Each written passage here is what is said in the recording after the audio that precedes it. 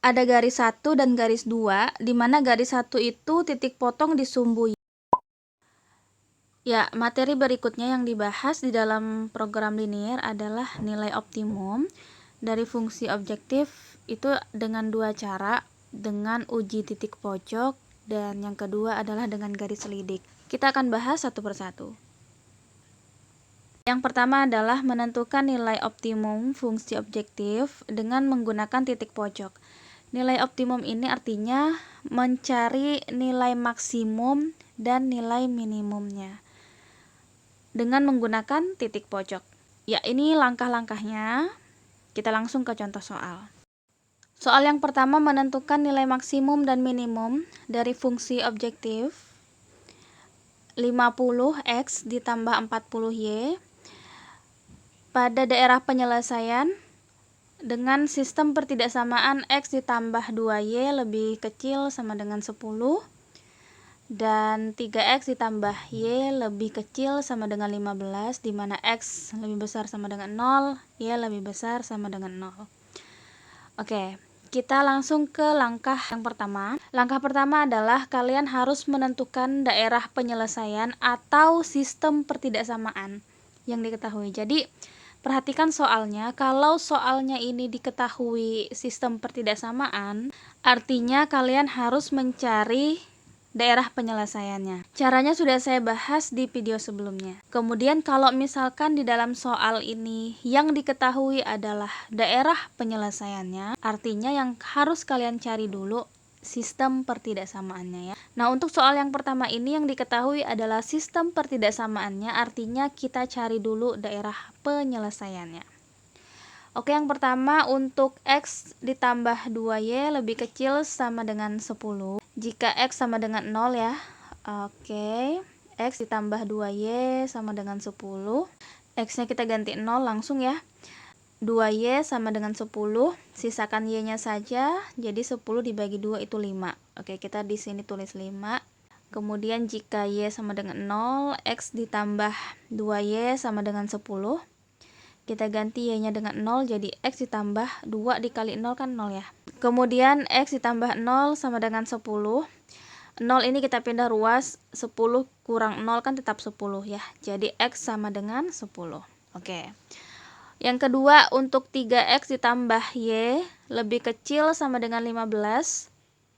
Ya, yang pertama jika x sama dengan 0, 3x ditambah y sama dengan 15. 3 dikali 0, 0 ya.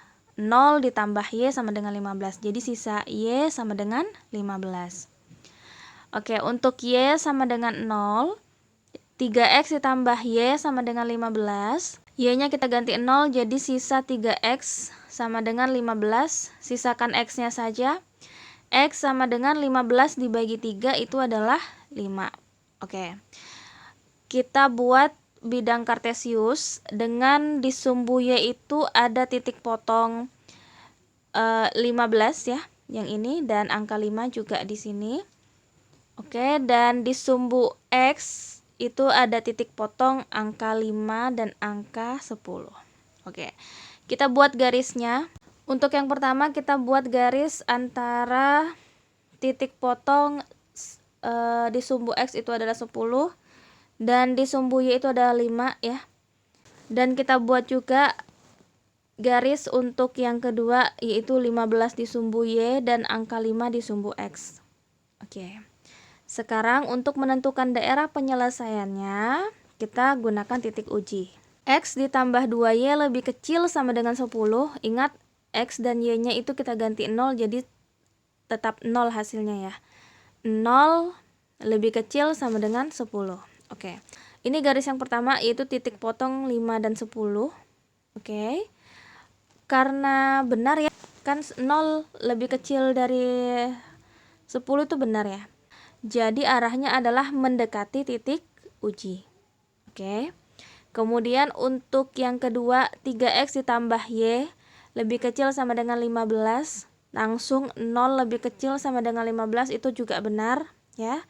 Jadi untuk titik potong 15 dan 5 ini juga arahnya itu mendekati titik uji. Ya, karena sama-sama mendekati, pertemuannya ada di sini ya. Nah, inilah yang disebut dengan daerah penyelesaian. Oke. Langkah yang pertama. Sabar ya. Lanjut, langkah yang kedua. Tentukan, jadi kalian harus menentukan semua titik pojok pada daerah penyelesaian. Nah, untuk menentukan titik pojok ini, kita bisa pakai label ya. Di daerah penyelesaian. Di sini tetap 0. Kemudian ada titik di sini, ini dan ini, ya. Ini adalah titik ujung, titik pojok di daerah penyelesaian. Kenapa tidak di sini? Di sini kan tidak ada daerah penyelesaiannya ya. Di sini juga tidak ada, ya. Jadi yang cukup kita beri label boleh A, B, C, Z, F, G, A, terserah. Di sini saya kasih A, B, dan C, ya. Jadi untuk yang ini di titik ini adalah A, di sini adalah B, dan di sini adalah C. Sekarang kan kita tulis ya X dan Y-nya. Untuk titik 0 itu X dan Y-nya tetap 0,0. Untuk titik A, X-nya ini adalah 0 ya. Kemudian Y-nya itu adalah 5 ini. Oke. Kemudian untuk titik B ini berapa ya? Kita tahan dulu deh. Sekarang untuk titik C, X-nya ini adalah 5. Oke. Kemudian Y-nya itu adalah 0 ya. Untuk titik 0, A dan C kita bisa tahu ya X dan Y-nya. Sekarang untuk titik B itu karena tidak tahu, jadi kita gunakan cara SPLDV. Oke. Ingat nggak materi tentang SPLDV? Lupa? Kalau lupa silahkan buka lagi videonya tentang materi sistem persamaan linier dua variabel. Di situ ada metode eliminasi, metode substitusi, kemudian metode gabungan. Oke, udah mulai ingat ya? Nah, sekarang untuk mencari titik B ini, X dan Y-nya itu kita gunakan SPLDV, boleh eliminasi, boleh substitusi, boleh gabungan. Kalau di sini saya pakainya gabungan ya. Jadi eliminasi ada, substitusi juga ada. Sistem pertidaksamaannya kita gunakan yang di soal. Oke, yang ini. Nah, untuk yang pertama kita eliminasi. X ditambah 2Y sama dengan 10. Kemudian 3X ditambah Y sama dengan 15.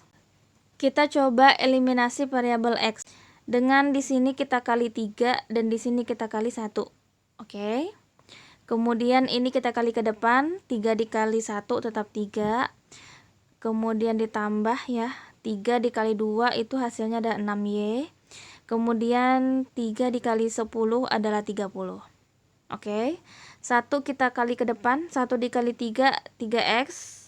1 dikali Y tetap Y. Kemudian 1 dikali 15, 15.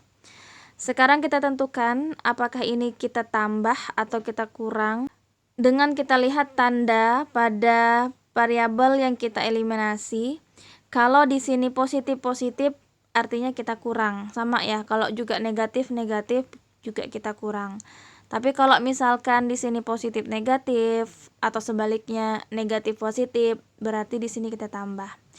Nah, karena di sini nilainya adalah positif, 3X, ini juga positif 3X, jadi ini kita kurang. Oke. 30 dikurang 15, 15 ya. Kemudian 6 dikurang 1, hasilnya adalah 5. Oke. Kemudian ini sisakan Y-nya saja. 15 kita bagi 5, itu hasilnya adalah 3. Oke ya. Ketemu Y-nya, sekarang kita cari X-nya dengan menggunakan substitusi. Boleh menggunakan persamaan 1 atau persamaan 2 juga terserah. Yang penting Y-nya itu kalian ganti dengan angka 3. Oke, di sini saya pakai persamaan 1. X ditambah 2Y sama dengan 10. X ditambah 2 dikali 3 sama dengan 10. Kemudian X ditambah 2 dikali 3 kan 6 sama dengan 10. Oke, tetap ya. Kemudian sisakan X-nya saja. 6 kita pindah ruas. Karena 6 itu bernilai positif, Jadi kalau pindah ruas hasilnya adalah negatif. Oke. X sama dengan 10 dikurang 6. Sisa X sama dengan 4. Nah, ketemu nih X dan Y-nya. Jadi untuk titik pojok pada B itu adalah X-nya 4 dan Y-nya adalah 3. Selesai? Belum, ini baru langkah yang kedua. Kita lanjut langkah yang ketiga. Substitusikan setiap titik pojok yang diperoleh ke dalam fungsi objektif yang diketahui. Kalian masih ingat di dalam soal itu ada fungsi objektif 50x ditambah 40y. Semua label tadi untuk x dan y-nya kita ganti dengan angka pada labelnya masing-masing ya. Oke, kita coba. Kita buat tabel. Di sini titik, ada titik pada 0, kemudian pada A, B, dan C. Titik 0, 0,0 ya. Kemudian pada A 0,5, kemudian pada B 4,3, dan pada C 5,0. Ini adalah nilai X dan ini adalah nilai Y. Sekarang kita substitusikan. Kita ganti X dan Y-nya dengan angka ini. Yang pertama, 50X ditambah 40Y. 50 dikali 0, 0 ya. Kemudian ditambah 40 dikali 0 juga 0. Jadi 0 ditambah 0 sama dengan 0. Lanjut.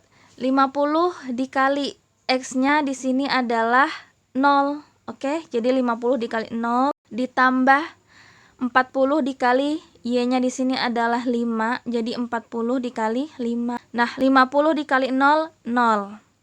Kemudian 40 dikali 5 itu adalah 200. 0 ditambah 200 tetap 200. Oke, bisa ya. Ini juga sama.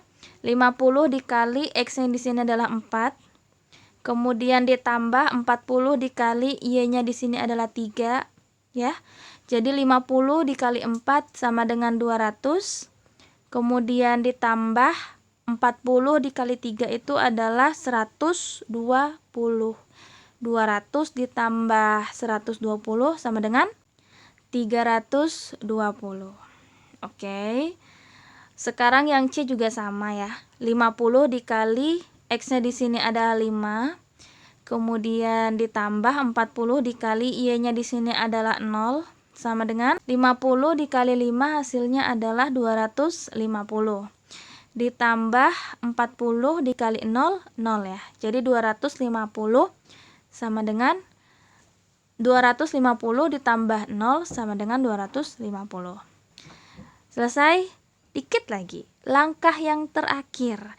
Kalian sudah bisa menentukan nilai maksimum dan nilai minimum. Cara melihatnya adalah pada langkah yang ketiga. Nilai maksimum itu artinya nilai yang paling tinggi itu ada di titik pojok yang mana. Yang paling besar, yang paling tinggi ini adalah di titik B karena hasilnya adalah 320 ya. Artinya nilai maksimum itu adalah 320 itu pada titik B 4,3. Oke ya.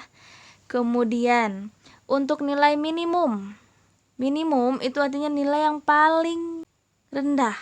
Itu ada di titik 0 karena di sini nilainya 0. Udah selesai? Aman, selesai ya. Nah, jadi inilah yang disebut dengan nilai optimum pada fungsi objektif. Oke?